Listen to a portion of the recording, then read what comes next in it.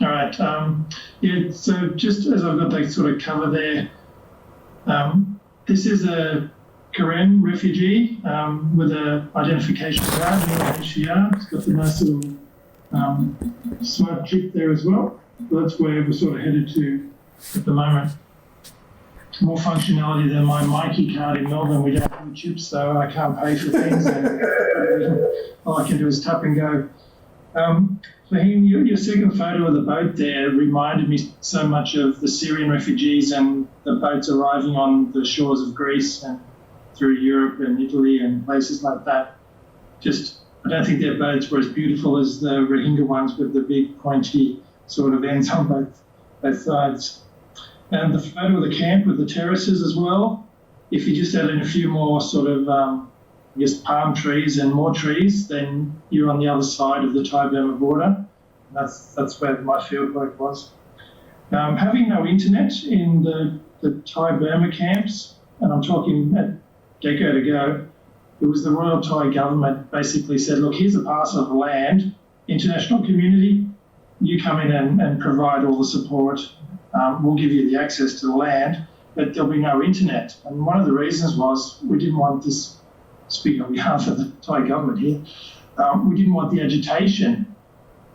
So all these young, vibrant people with passion and agendas, they sort of saw that a way of shutting down the agitation within the camps.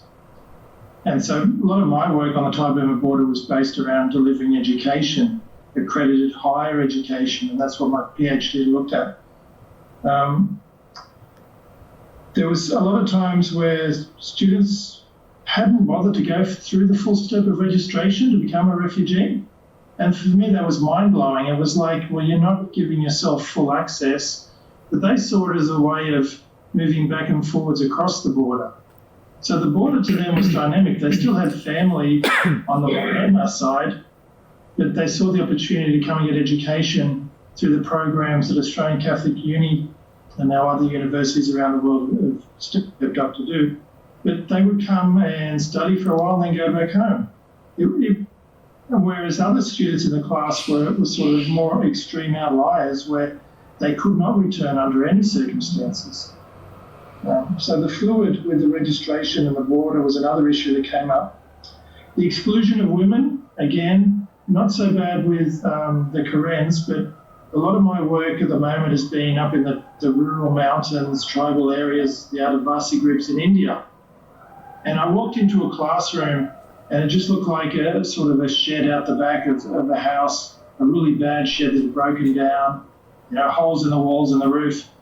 And in the classroom, it was 16, 17-year-olds doing a standard 10. And that they were teaching maths and sort of physics things, chemistry. And there was one female student, and she was on this side of the room, and over here were the 5 or 6 males. And the teacher was presenting straight to the males. It was as if the female student didn't exist. Now, for somebody who's a father or a daughter, that pissed me off royally. And so that was 5 or 6 years ago. And so what we started to do with the girls, and this, again, sort of user-centered design, was to give them a driver's certificate, a computer driver's learner certificate, where we would focus on them, and the pink, they would each have their lanyards with a little certificate down the bottom, as if they're saying now, well, look, we've had a couple of hours, we can use a computer, we can, we're now becoming digitally literate. And it was focused purely on the girls. Now, the problem was when we drove out in our Jeeps, leaving at the end of the day or after a couple of days, we found that the boyfriends were now wearing the pink lanyards. And so, again, how do we focus and get the empowerment through the women? That's an ongoing sort of project, I guess, scope, focus of mine at the moment.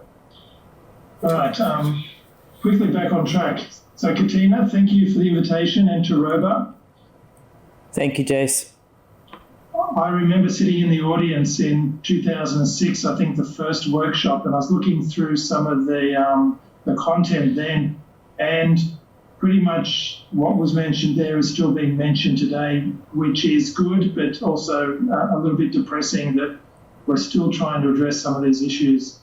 But I remember Jennifer Seabury and the professors, Roger Clark and Marcus Wigan, and there was this sort of young honours thesis student, I think, as well presenting, and I think her name was Roba Robust.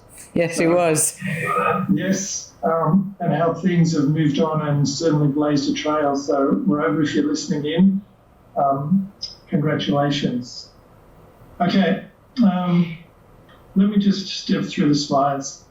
As I sort of said with Evan, I think I have to put my hands up. I've never been a refugee, but I've worked, researched, and done some field work, and now I've got ongoing projects. So the lenses for me are in the temporary or the temporal, which I'm sort of saying are the crises that hit, like the tsunami or something like that, relatively short term. So what I looked at many years ago, and it's scary, 17 years, was this idea of how would an NGO be prepared pre, in situ, while it's happening, and post. And I thought naively at the time of these different concepts of how we would use technology, and it was a visual framework. There was a lot of indicative sort of diagrams. Out of that sort of passion, it was this idea of how do we give accredited higher education to refugees, and this idea of a paradox of the refugee camp as a campus.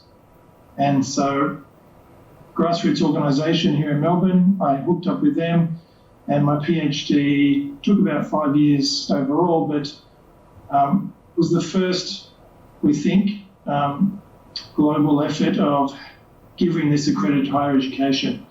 And that's where I came in contact with a lot of these amazing, bright young minds.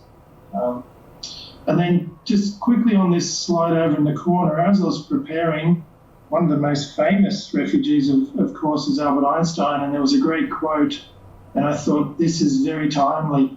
How lucky we are to be in either Arizona or Melbourne at these world-class institutions, and we've really got the chaos going on around us.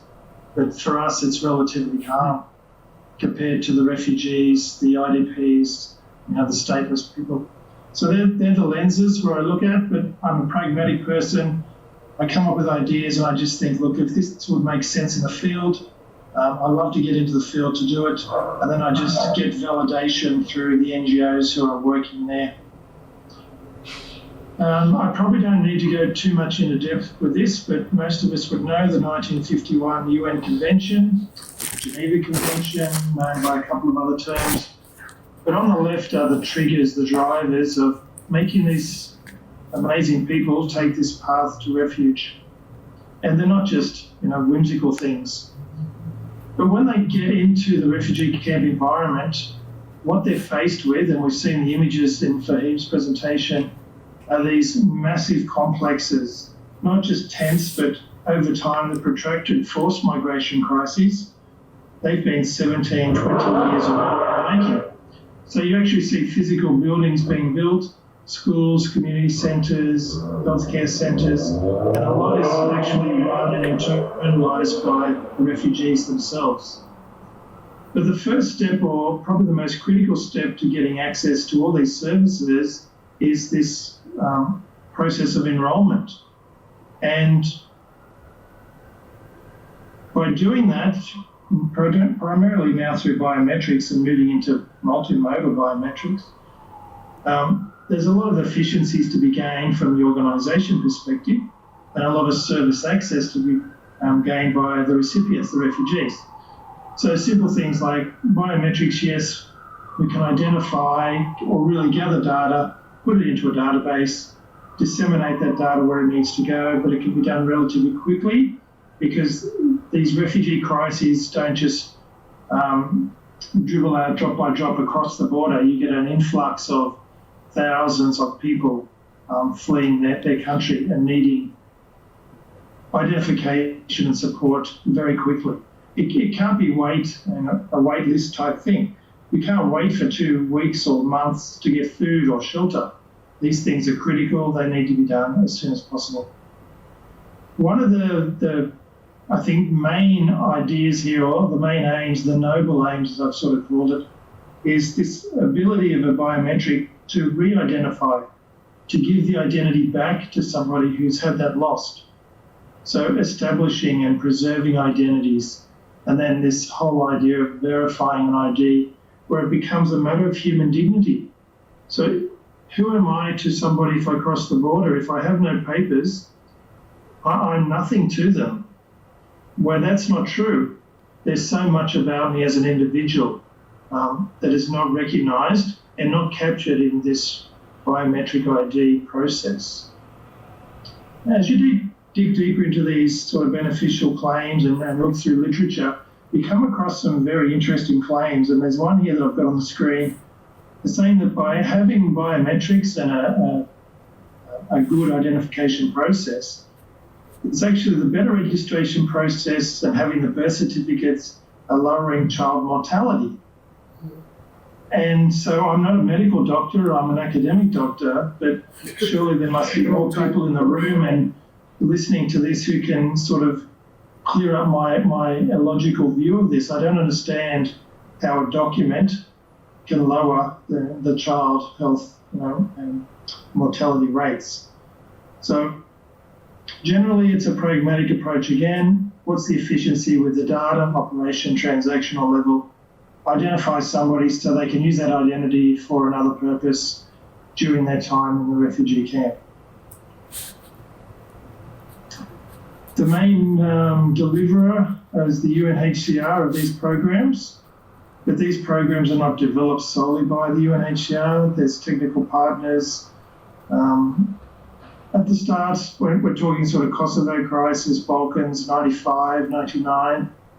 Who were the main players in the tech industry then? It wasn't the Google or the Apple, it was Microsoft. So Microsoft humanitarian systems, the gurus in the field like Ted Akada, Rob Kirkpatrick had now moved on. But it was this collaboration. And again, part of this power relationship was they were the technical experts. There was a problem that needed to be solved. And through this collaboration, the business sort of partnership of humanitarian relief with technology-enabled processes began. Now, I'll talk more about the field-based registration system when I do the short vignette on Kosovo. But the BIMS, this was the first time multimodal biometrics was introduced. So previously it could have been a photo stored in a database as a picture, and it was the fingerprinting. But here was the now introduce the multimodal, because not every refugee has two eyes or even fingerprints. Some of these have escaped through horrendous situations where they could have lost an arm, both arms, they lost sight.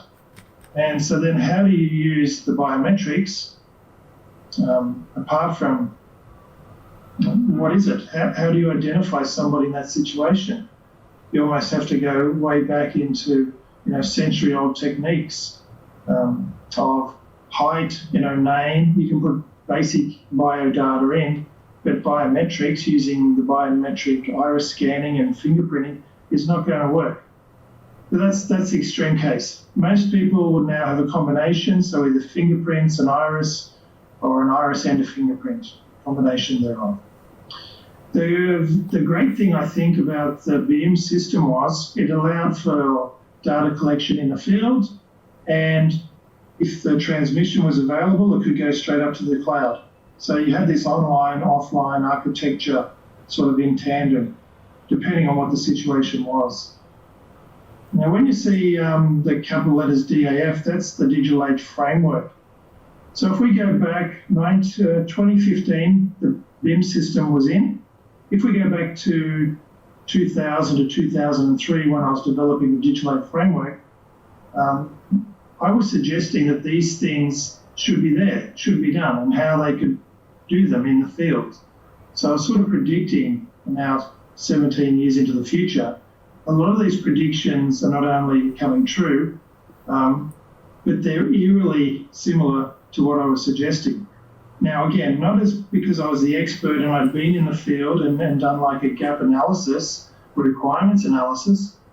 I looked at the literature, I'd spoken to people in the field, and I just thought, for me as a sort of sociologist wrapped in this technology sort of code of, I guess, this wrapper, I just wanted to see an easy to use way of technology solving the problem. Again, the sociology problem with a technology wrapper. But then I quickly realized there were things like mandates, there were ethics, privacy, all these other sort of things going on around the actual process of identity of refugees. 2018, 2019, field trials again, and then the primes starts to pop up. Now, what's interesting about primes is the terminology and the discussion that the UNHCR and the tech partners are having. It's changing. It's moving away from the primary purpose of just identifying the refugee. Now they're starting to move into this almost intimated AI, machine learning, enhanced decision making. It's the pure definition of business intelligence. So they're moving into predictive analytics through the collected ID data. So that's sort of the progression in 20 years of the UNHCR and their ID processes. So let's look at the last one, primes, and just do sort of a whimsical example here. Imagine you are the UNHCR person, you're registering the refugee, and in front of you turns up a 50-year-old male who's arrived from Germany. Now, you can get a name, you can get a date of birth, but there's not much else besides iris and fingerprints that you can take. But if this person's Albert Einstein, you've got no idea of how he was, impassioned as a 5-year-old when he got his compass to learn about all these invisible forces. You don't know anything about, relativity, how he will become the founder of the International Rescue Committee. There are all these intangible things about the character of the person in front of you that is not captured in any way with these identification processes. Second example, you got a 3-year-old, very precocious, male arrives from Vietnam on a boat. Now, the international audience may not know this, but Anne Doe is a very famous comic, artist, amazing artistic talent, author. But again, you're not going to know all these details. You're just going to know this is a 3-year-old, where they've come from, what's the country of origin. There's some of Anne's work, and you can see him online with the Australian Broadcasting Corporation documentaries, TV shows. Amazing. Third person, actually not a person this time, third entity that arrives in front of you, no date of birth, it's not known, but it's a primate, we're looking at it, and this person, this refugee, has arrived from Brazil. So it's Curious George. Characteristics again, this curious person. But what I'm getting at here is the biometric gives us no idea of the sort of their cultural heritage, the generations of cultural heritage, how revered they are within their own community, how much goodwill, how much empathy they have as individuals. And I know Alex, I think, is presenting later on this afternoon, Washington time, but the connection to land for the indigenous refugees, these people who have had almost millennia connection to the land and have been forced out. None of that is captured in the ID processes, and I think the smarter people in the room and the global community, we've got to start to tackle this problem. So what this comes down to is autonomy, refugees, again, mostly digital literate, forced to flee very quickly, often with children, often separated families. There is a whole lot of trauma going on around them. But getting through the asylum process, getting into the refugee camps registered, what they're really hoping for is to have some self of determination here in what they can do. So biometric ID and having an ID card, I quickly just reach for mine. Something like this now, that will let them to go to the shop and not be given the food at a certain time of day. It gives them all these freedoms. They can access other services because now they have their identity back, but it's in this sort of time-boxed, geographical boxed environment. But it's a pathway again to a third country and maybe getting that citizenship and the passport. And as I said, nobody sits there as a refugee and thinks, okay, let's pack up our passports and all our family photo albums, put them in the suitcase or backpack, and let's go. They rarely have those things. Now, Michel Foucault, I've got a bit of philosophy and theoretical, aspect here on power relationships. So you can read that. But what it's really saying is, look, people in certain situations have no power. It's in these two examples here with the photos. Looks like a Syrian, Jordanian photos taken just by the headgear of the old gentleman.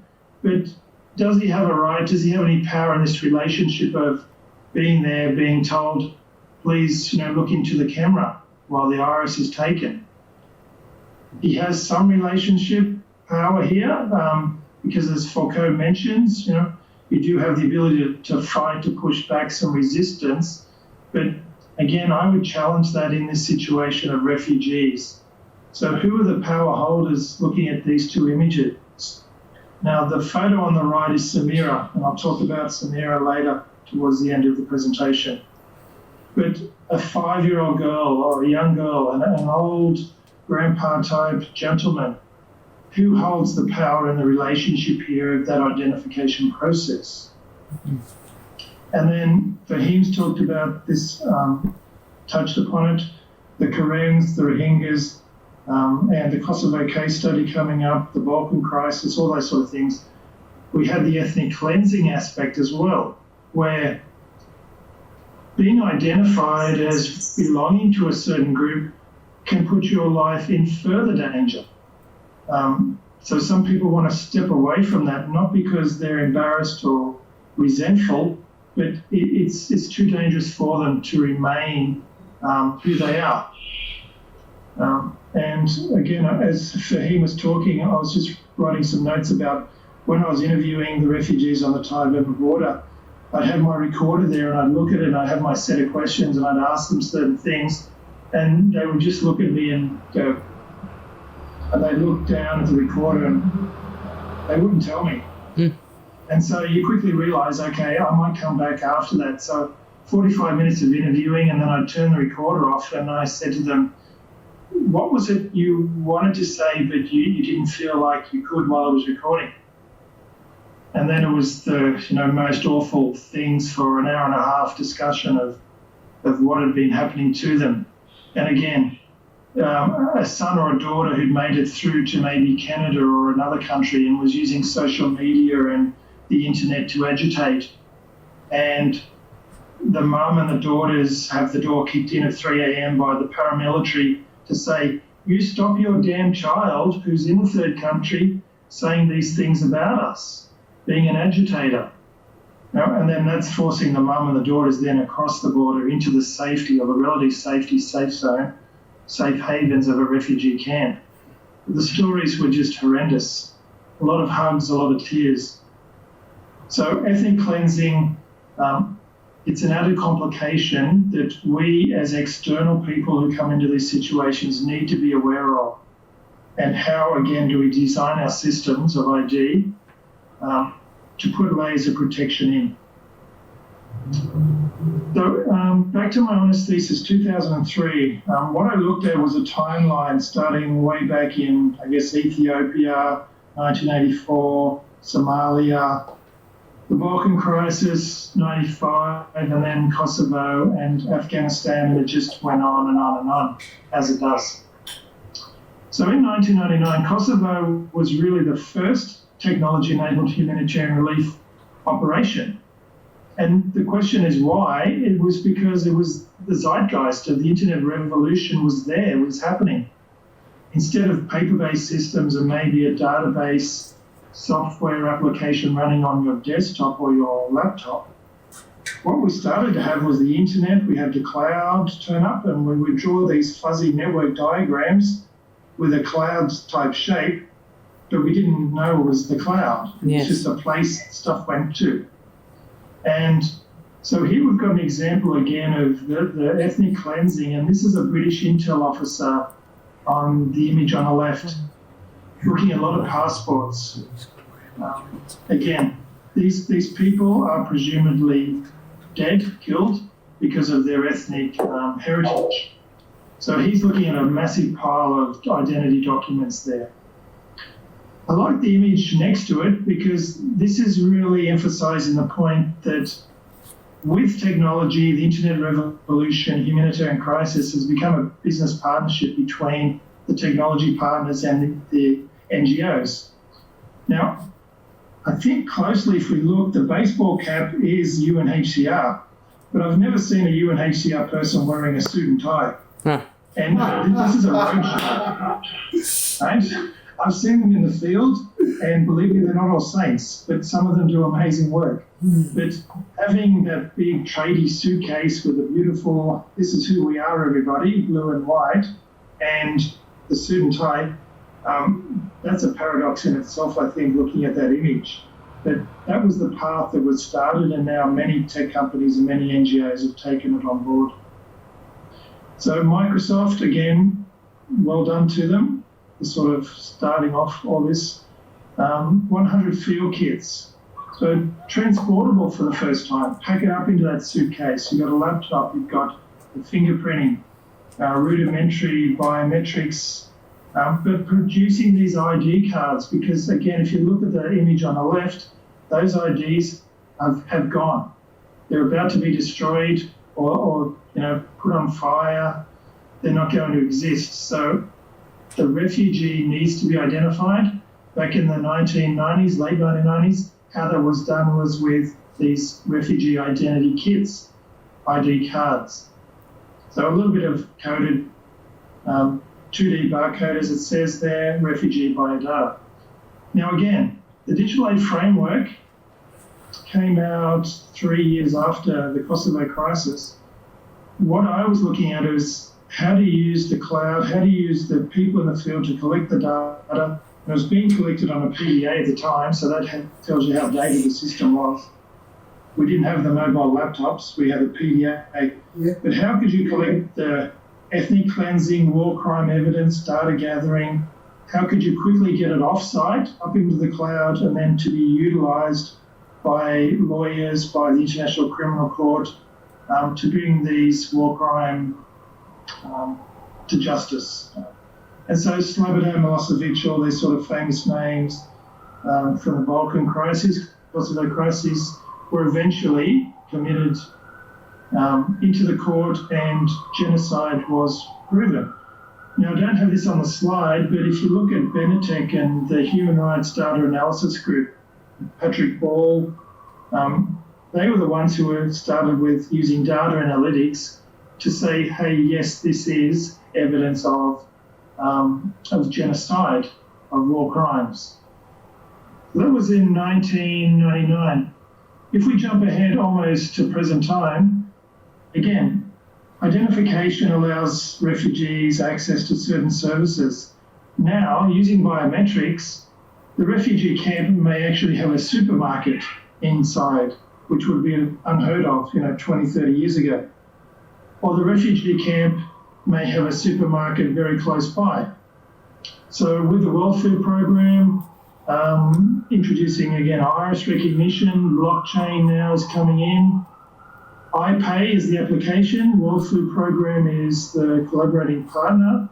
Putting those two together, refugees are now going in and being able to buy their own food at their own time, but not paying by credit card or cash. They're actually paying by looking at the system, having their iris checked, and getting their receipt, which mentions, again, the service provider, the application, and what products were purchased. So all the transaction or the finance transactions happening in the background with the World Food Programme donors, the actual operational transactional, I should say, buying the groceries, the food. It's giving, again, this autonomy to the refugee of, I can go and choose what I want to feed my family, the ingredients, and I'm paying for it, not with a credit card, traditional payment systems, but actually new biometrics, iris scanning facilities. Now, again, 15 years ago, I looked at the framework for digital aid and the multimodal biometric electronic payment systems, but I wasn't envisaging a refugee going to a supermarket. I was envisaging several trucks or a convoy of trucks, logistics moving through Afghanistan, and you did not want to be taking a brick of $20,000, $50,000 US, with you, or credit cards, pirates taking the money, taking the trucks, these sort of things. But if you had a multimodal biometric payment system, that would overcome some of the security worries that logisticians had of moving materials from one place to the other.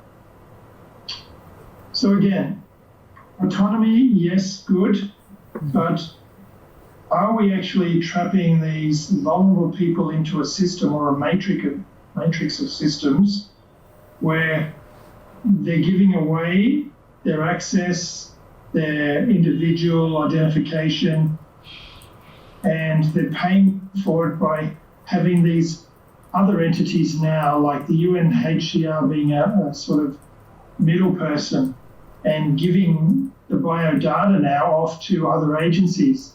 And the federal law enforcement agencies in America are a good case. So since 2019, biometric data has been included in the biodata file that has been given across. So that's a very recent change of events. So the refugee has no idea what's the biometric data sharing agreements that the US, the UK, Australia, the Bangladeshi government, what are those? They're not worried about that as a refugee. They need the ID, they need the healthcare, the food, the shelter. But playing around in the background are these ethical privacy issues that really need to start to be unpacked. Now, there's a fantastic paper, 2019, so very recent. If you have a look at Merker's paper here, she's really putting the pieces together, these unintended consequences and digging deeper. So surveillance, experimentation, the profit, all these things made, which are, I guess, emerging out in the dark web sort of space around refugee identification and sharing this data with law enforcement, government agencies. So the biometric assemblage, excellent paper. There's one or two that I've got in the links, I think, as well, and you can contact me anytime if you need more details about this. There's probably one or two questions which are popping up. I'm sort of seeing in the peripheral vision, but I'll try and get to those towards the end. I just want to rush through a bit more. The final sort of two slides would be my rally call, my call to action for all of us, not just the ones in the room, the ones listening, the ones who'll log on later and watch, but the broader society here of academics, practitioners. Dragana Koren found a localization lab. So if we go back to this idea of the relationships and the power, and Fahim has mentioned it as well, and Katina's mentioned it to me with my research I'm looking at with individuals in Somalia. Now, why don't we actually ask the people who are there, and this back to this user-centered design, how do they actually feel? What is it about the identification process that they are aware of in the first place, that it can be improved? What are they not aware of as well is probably another good question. Do they know that these other sort of intrusions into their ID is happening? So my sort of passion now is, well, let's go and ask them. Now, Fahim, I know you've got 700 odd interviews. So let's ramp this up and let's do this in a collaborative way somehow. Let's use our connections, relationships with refugees, the diaspora around the world. Why don't we actually do what Karun is asking, and let's find out from the refugees' perspective, what is it that is being collected. How do they feel about this? And then just to finish off, most of us would be familiar with the image on the left, the Afghan girl. A lot of sort of baggage as well about the photo that was taken and coercion to have it taken, but she really became sort of poster child of humanising the refugees and women's rights empowerment at the turn of the century, basically. If I go back to the picture here of Samir on the right, so again, fantastic, it was an article online, War of the Rocks. So an ex-soldier, I think Sarah Solomon is, but if you have a look at tracking the refugees with biometrics, more questions than answers. Again, a great article which really puts everything into perspective. So by the UNHCR's estimates, these protracted forced migration crises are happening, typically lasting 17 plus years. I would say it's higher, 20 plus, particularly Thai-Burma border. So in red here, the questions I've taken out of Solomon's work. Solomon says, how old will Samira be before she no longer needs to be in the UN database? So when we think of enrolment, registering, becoming an ID, registered ID for a refugee, again, we think this is a temporal thing, maybe a year or so, and then they'll move on to their other life. But that database will exist for eternity. Will she look back on the system as empowering? We'll look at the power from that photo, the power relationship. Will her journey through on the road to refuge for possibly the next 17, 20 years, will that be empowering for her? I don't know. But will, again, Samara be the digital age's Afghanistan girl? A life in turmoil painted through biometrics. We're not sure, but these are big questions, big issues that we probably all should be talking about.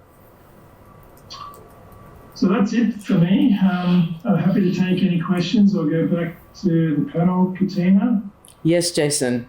I just wanted to thank you and Fahim for giving us a view, even if it's just an external taste of what the camps are like, the ingenuity of the people there, and how you are doing your bit to see some growth. I think simply even asking the questions that you are through the interview process, there is value in feeling valued, that somebody cares about what you think. I remember, Jason, when you did a lot of interviewing in the Karen group, some of the similar themes that Fahim mentioned today came up in your transcripts as well, in your interview transcript. So this tells me that we need to continue to empower displaced persons who've had their identity stolen from them, and the delicate situation of restoring that in some way, which is beyond technology,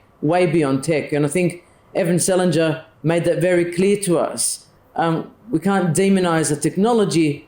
We have to understand its context. We have to co-design with the user and then see what comes from that over a long period of time. I think it was you, Fahim, that said, it's not done quickly. You also said the same, Jason. It takes time. But I think I'd like to offer Eusebio an opportunity to ask a question to both of you. Yeah, terrific. Thank you so much, Katina.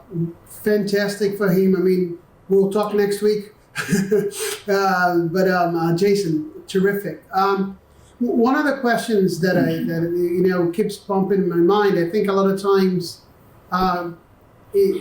people think that bringing usually displaced or let's say people who are not really normally part of these conversations and asking them questions, how do you feel about this or about that, but without really giving the opportunity to empower them to actually understand what that question means.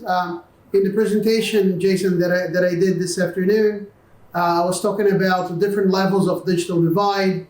That you have the first one that is access to technology, the second one that is the skills to use technology, but the third one is the one that I think you start having this digital divide of not have and have nots, actually awareness, what that means, what outcomes are created by the use of technology. So in your views and the experiences that you are having, I mean, I think this question can be for both of you. How do you see how much actually there is, to those that are trying to bring in refugees into this conversation, how much there is actually a let's say initiative to be able to empower them to create a certain level of awareness? They actually are able to be part of it with I'll use your I love that little thing with that driver's license, but the driver's license not only to operate the technology, but the driver's license to understand what are the social, what are the individual and implications of that extremely powerful piece of technology that is connecting them. So, my question I think to you guys is, do you see actually this awareness in bringing awareness?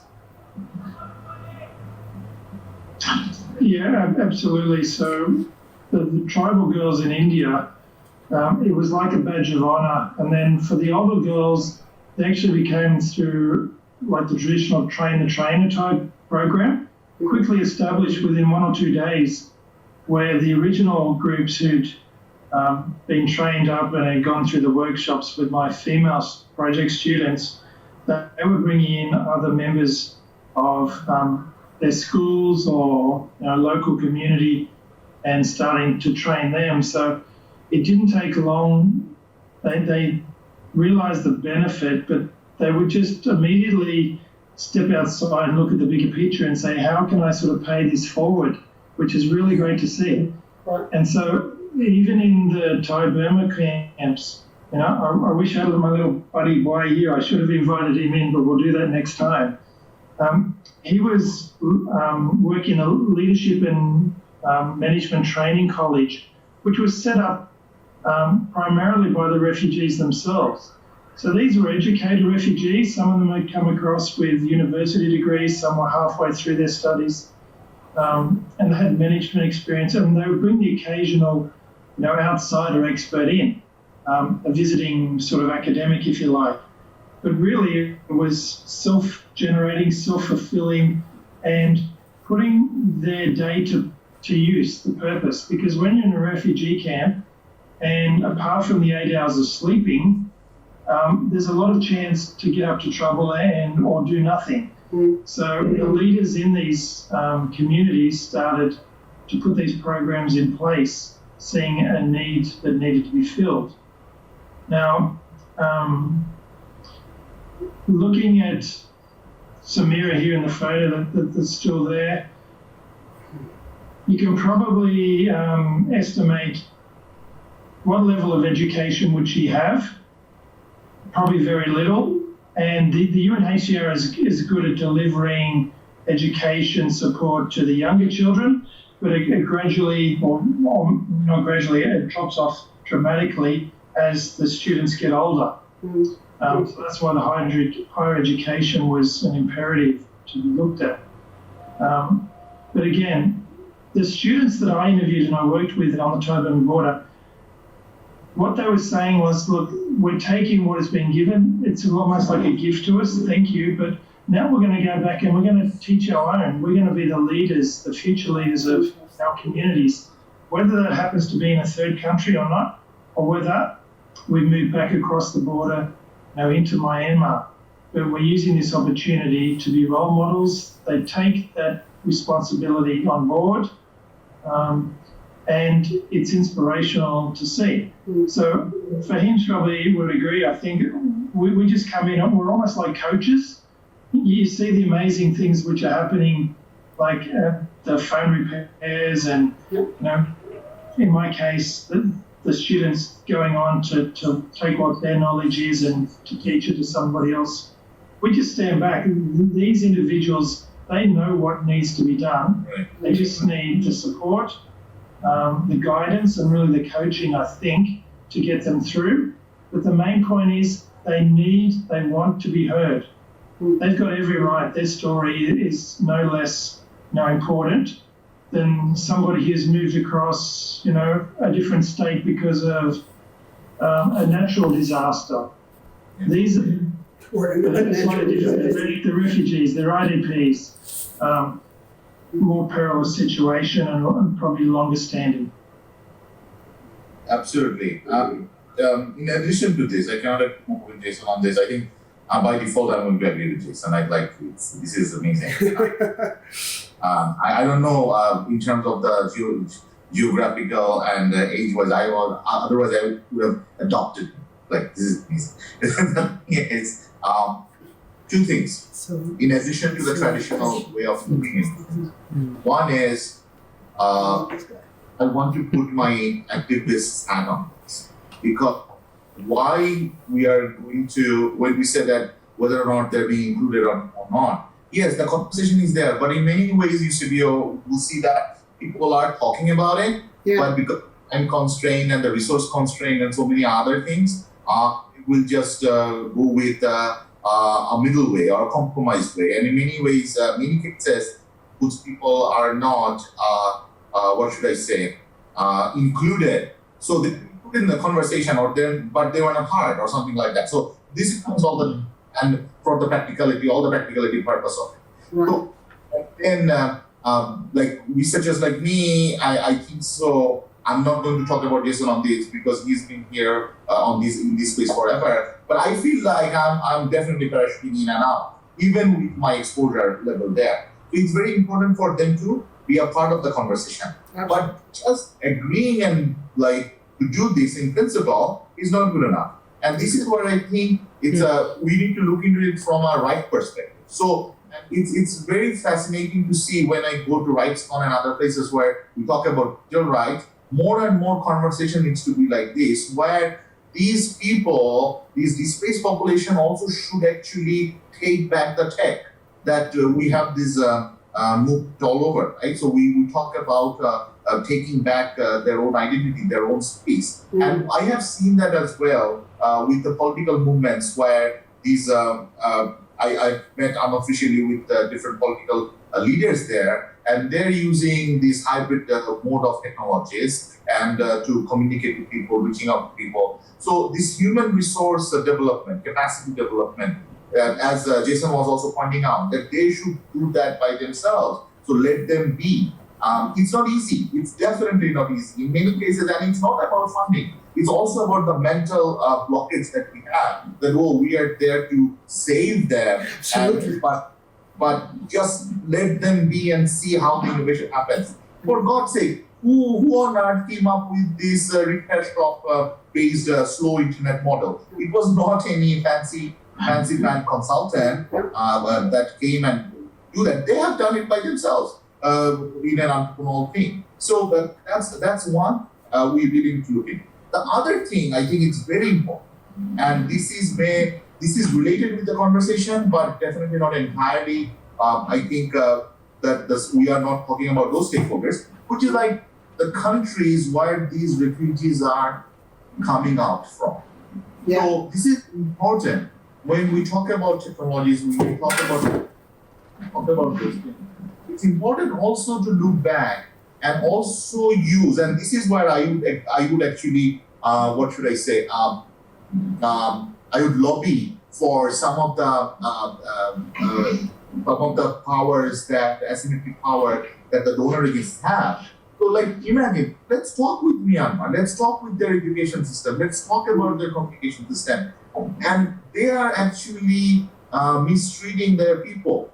Their own people are being dislocated, displaced, and then they don't have franchises. So then how can actually technology be used in addition to killing people, but also to actually have more conversation, more open conversation, so that those gaps are not there, those misconceptions are not there. For example, just last month, I think there had been this literature festival in Yangon, and the Rohingyas actually participated with video conferencing, and they were talking about we have this identity of Burmese being Myanmar population, and we want to be a part of that conversation. It was a fascinating thing. But it was not, we could not have imagined it in the last 2-3 years. So that's happened. But I think that conversation is also very important when we talk about technologies, we talk about affected population. But it's also very important, in addition to being reactive in our solutions and understanding and conversation, also we are being proactive in this kind of thing. And that's why I think, as Jason was saying, the global conversation, the regional conversation of asking them what they would need, but also they would also, I think, can give us this insight on how those things have started, those dehumanization, those exclusion in the space. I'm not sure whether I make sense, but I can do talk about it. You do absolute sense. I would say, if this was a church, I would say, "Amen, brother."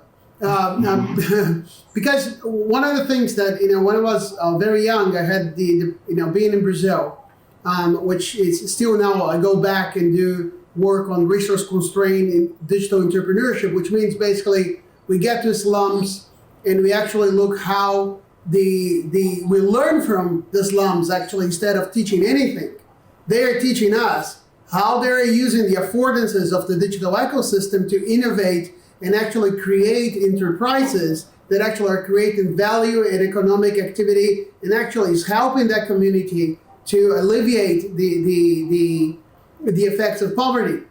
So one of the things that you point out that to me is almost a mission here is to get what we call the reverse innovation to actually, especially the agencies, especially the supposedly the organizations that are going there to relieve the situation of or improve the human condition, that have also to take that humble pill to understand that the people that have an ability to innovate, has an ability to solve problems with with a minimum amount of resources, and their ingenuity.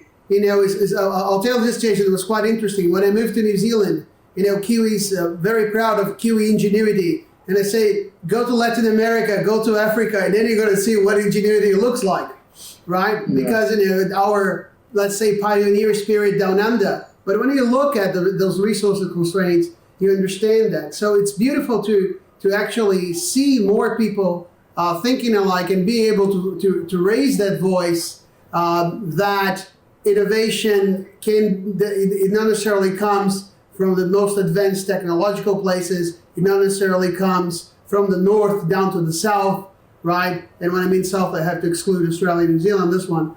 But especially when you're in Latin America and in Africa, the places that I'm doing work, you see that. So what you're saying, Fahim, if you ask, does it make sense? Hell yeah, it does. That's right. And in India, they have the term jugaad, which is the frugal innovation. Yeah, exactly. Basically, there is no problem. The locals know how to solve their problem. Exactly. They don't need a Westerner to come in and say, you should be doing it this way. Or, pull out our smartphone and look for the solution through Google. I remember 2 of my students trying to bring a PC back to life, and the motherboard had been eaten by mice or rats or something. But their first attempt at solving the problem was, well, I'll pull out my first world problem mobile phone and I'll look for the solution on Google. And we said, well, why don't we just ask somebody who's here how to deal with this situation in real life? Because in our beautiful homes and things in Western society, we probably don't have that many rats coming in and eating the motherboards of our main communication devices. But that's what they did. Suvia, just up on my wall, if you can probably just see that, there's I Heart Dharavi. And so every year I'm in Dharavi, one of the biggest slums in Asia. Right. In Mumbai. And again, myself and my students learn from them how industrious it is. We are not there to tell them, oh, you shouldn't do it this way, or to put our thumb our noses at them. It's just, oh my goodness, you look at how industrious they are. Now, fantastic, Joe. I took a group of my students to Ghana a couple times now. The last one was in January. And I said, the first one that I hear the words, we're going there to teach them, if I see that verb being used as an automatic F in the course. Because we actually were partnered with startups in Ghana. And actually we're working together with the students from GIMPA and with the entrepreneurs there in Africa to actually, try to solve some of the issues. So it was that beautiful combination of diversity, of people coming from different walks of life, getting together and having different inputs to solve the issue together, rather than having the approach, exactly what you're saying, or I would say the presumption of going there to be able to teach anything, rather to collaborate and create solutions in a multidisciplinary, diverse manner, which is fantastic. So good on you. So I tell my students again, the people we work with, you are not above them. These are people who are bringing you into your community, and I think one of the greatest gifts we ever get is an invitation. It's about us. To these communities. Absolutely. That's our greatest honor. We get more from the process of these visits and these research visits things than vice versa. We're the ones that get, I think, the most out of it. Absolutely. I was just going to quickly say about, again, bringing this back to the idea of, yes, let's use technology, but there's a need for it. Let's use it to solve a problem and gradually make it a better solution to the problem each time. Sort of like this onion with the layers around it. Let's add an extra layer of improvement each time. But sometimes you just got to go ahead and do it in collaboration with the community. And the old Dick Armitage sort of quote of the Vietnam War. Why did he pick up those boats of refugees when the government said, don't you dare pick them up? He said, well, I had to, and I'll beg forgiveness later. But there was a need. He knew right versus wrong. A young CIA guy, whoever he was at the time, but he couldn't just leave them there, so he put them all on board and then begged forgiveness from the government later on. I think that's what we've got to do sometimes. Let's just speak to the people we're working with in collaboration and just get on and do it. Absolutely. And I think you mentioned humble pill. Or humble pie. I'm taking that quote. I love that. I need to take a humble pill each time I go. But I think it's important, Mike, because even though within the countries, I grew up in Brazil, and of course I was educated, and I had some opportunities that most of I was doing work with social projects there, and even though within the country this divide that that people that have access to education and live into middle class or upper class still go to those communities almost like and refer to them instead of us. So this is not necessarily when you talk about somebody coming from Germany or somebody coming from the US or from Australia, but even though within those countries, Fahim can say within Bangladeshis you have that division, within Brazilians, within Ghanaians, within Rwandan, you have that division. So this perspective is not necessarily the developed versus developing country, but within those societies also is necessary that people understand the idea of really outcome co-creation above all. So please, I have a jar full of humble pills. If you want one, I'll send you to Australia if biosecurity allows in. Yes. Okay. Some hand sanitizer, toilet paper. That we don't have yet. I have humble pills, but sanitizer, toilet paper, sorry, we don't. So for him and Jason, and I'll thank Evan in spirit, thank you so much for spending a couple of hours with us this afternoon. We have one more talk. So what I might ask you to do, Jason, is to stop sharing your screen. Feel free, please, to go on your day. I know it's Saturday in Australia. You've been generous to come in, Jason. Thank you. I know it's early in the morning. And for him, I know you have some deadlines that you need to meet ASAP. So I'll let you both go. And thank you, and we'll be in touch with the proceedings. Thank you so much. Thank you, guys. Thank you. Thanks, everybody. See you.